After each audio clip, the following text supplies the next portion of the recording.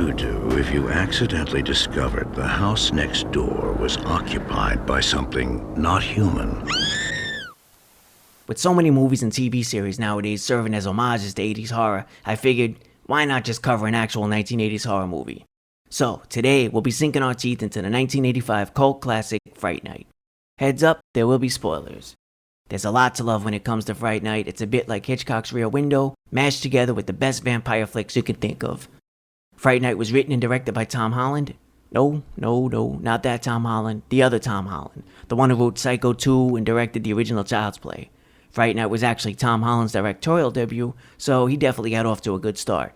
Fright Night had a stellar cast that featured William Ragsdale, Amanda Bierce, Stephen Jeffries, and Jonathan Stark. But for me, there were two actors who stole the show. Roddy McDowall, who chewed the scenery as Peter Vincent, a washed-up, has-been actor dragged into a fight with the undead. And then there was Academy Award nominee Chris Sarandon, who absolutely killed it as Jerry Dandridge, one of the coolest, most charismatic vampires of all time. Jerry's a bit like the Lando Calrissian of vampires.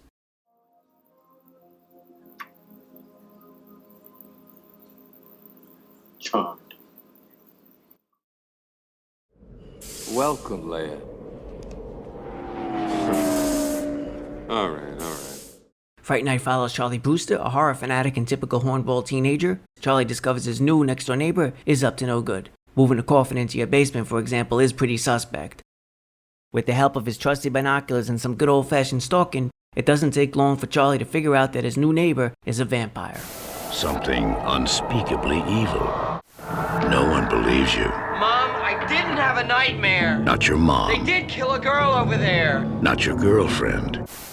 Not even the police. Look, I know it's crazy. I know that, but look, Lieutenant! Charlie officially digs his own grave when he goes to the police about Jerry. After that line was crossed, Jerry declared war. For Charlie, life was no longer just about the eternal struggle to lose his virginity or watching schlocky horror movies. Now, Charlie had a bloodthirsty vampire and his creepy manservant eager to tear him apart. And once Charlie was out of the way, then he'll be able to suck his way through the entire town. Not that it would be much of a loss. All out of options and desperate for help of any kind, Charlie turned to Peter Vincent, a cheesy, down-and-out TV host. Since Peter has made a career out of killing vampires in the movies, why not kill a vampire in real life? Peter initially left Charlie in the dust, but later on when Charlie's friends approached him to help, he did so. For the right price, of course. I have a $500 savings bond. I'll take it. One of my favorite parts in this movie is when Peter Vincent finally realizes Charlie isn't crazy. He's right. It's a welcome breath of fresh air, because from here on the story pushes forward with Peter eventually aiding Charlie in his plight. Something wrong, Mr. Vincent? It knows that you know. You'll do anything to protect yourself, but it will do anything to protect its secret.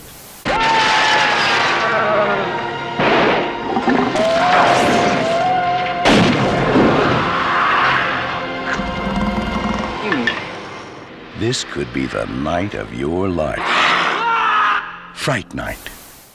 In terms of the cast, Fright Night delivers on all fronts. William Ragsdale was great as Charlie, a young guy clearly in way over his head. And of course, there's acting legend Roddy McDowall. He was excellent in this movie. Once Peter's dragged into battle against the undead, it's entertaining as hell.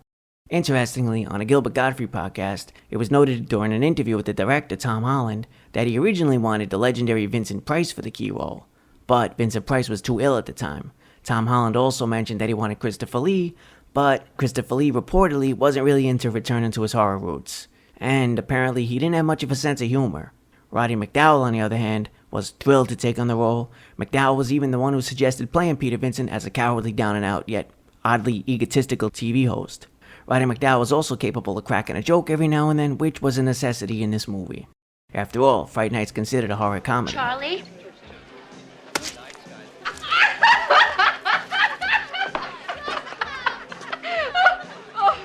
Oh, you're so cool, Brewster. And of course, I have to discuss the iconic villain, Jerry Dandridge. Jerry's a traditional vampire in the sense that he's an ancient being who sleeps during the day and feasts at night. He's clearly a ladies' man with the ability to hypnotize victims, many of which seem to be escorts. And eventually, Charlie's girlfriend, Amy. Filthy son of a bitch!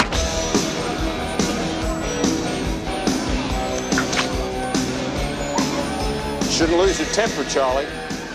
Jerry can also shapeshift, he has the power of flight, and he even has some unique powers. He seems to be capable of either moving at insane speeds or possibly creating illusions, I'm not sure.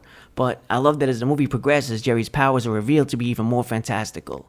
The most interesting part about Jerry is that he's adapted to modern times. He hides in plain sight. On the surface, he's a friendly, charming neighbor. He's the kind of guy your single mom would definitely invite in. No questions asked. Charlie, this is our next door neighbor, Jerry Dandridge.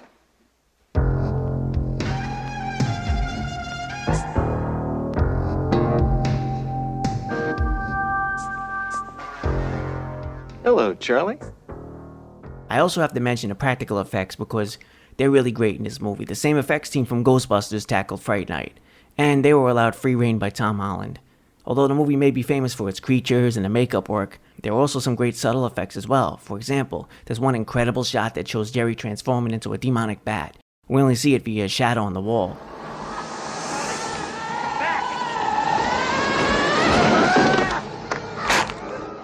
Another great subtle moment, and something I only noticed on the first time during the rewatch, was the scene where Jerry entered the bedroom of Charlie's mom. See if you can notice it. As he exits, he has no reflection in a mirror. Pretty cool moment. And lastly, I have to mention Sharkface Amy. This disturbing as hell transformation only came about because Tom Holland wanted to punch up the climax, so he begged the special effects veteran Randall Cook to whip up something. This nightmarish face was so striking, marketing went all in. That face was used on the poster and in ads. Nowadays, it's one of the most popular images associated with the cult classic. I also wanted to give a special mention to the soundtrack, which features great 80s music and an iconic score by Brad Fiedel, who's probably best known for his work on the original Terminator. Fiedel's memorable score for Fright Night, of course, included piano, synthesizers, and electric violin, but his music is as linked to this movie as John Williams' music is to Star Wars. Now, this can't just be a gush fest, so I'll bring up some minor critiques on the movie, none of which remotely ruined it for me, but I'll mention them anyway. The relationship between Charlie and Evil Ed seems rocky, and that's putting it mildly. It feels like these two are supposed to be friends, but they despise each other. There's so much animosity, I hesitate to even call them frenemies because for the most part they just seem like enemies. Maybe they were thrown together when they were kids at a birthday party or something and told to just play with each other, but they always hated each other. My second minor gripe is with the character of Charlie. Even though he's our protagonist, initially he's somewhat tough to get behind. He's a bit of an ass toward his girlfriend Amy, but since that's played up mostly for laughs, it isn't really a deal breaker. Speaking of Amy, I have to give her credit. She remained supportive and loving of Charlie despite being put through the ringer. However, as the movie progressed, I liked that Amy put herself out there to help Charlie, and in turn, he fought to save her. It may have taken a bloody war with a vampire to bring these two together, but life is funny that way. All things considered, the fact that Fright Night was both a critical and box office success is impressive. By the time this movie was released, slasher movies were already dominating the genre. The impact of Halloween and Friday the 13th ushered in a new type of movie monster, and for the most part, vampires were yesterday's news. Then Fright Night came along and caught lightning in a bottle, proving vampires were still a force to be reckoned with. Even though Fright Night has its roots planted firmly in the 1980s, it still honors and pays respect to older movies within the horror genre.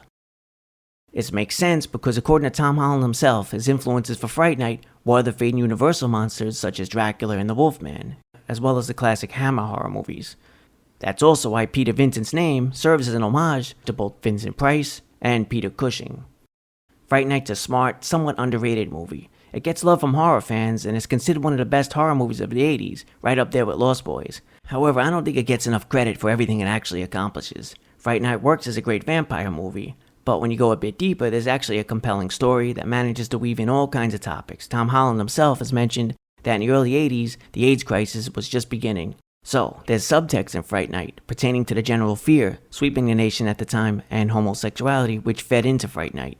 Aside from the subtle social commentary, there's also the far more obvious homages to classic horror movies. Fright Night plays on many horror and vampire tropes, holy water, stakes through the heart, mirrors, but it reworks these elements into an original tale that still holds up today. And that's saying a lot considering the fact that Tom Holland has pretty much admitted he wrote this movie in 3 weeks.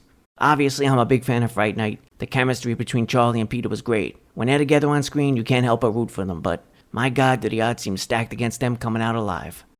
If you're a fan of horror and vampires, you have to check out Fright Night. I give it 4 out of 5 shark-faced vampires. If you've seen Fright Night, feel free to let me know what you think of the movie. Thanks for watching, be well, later.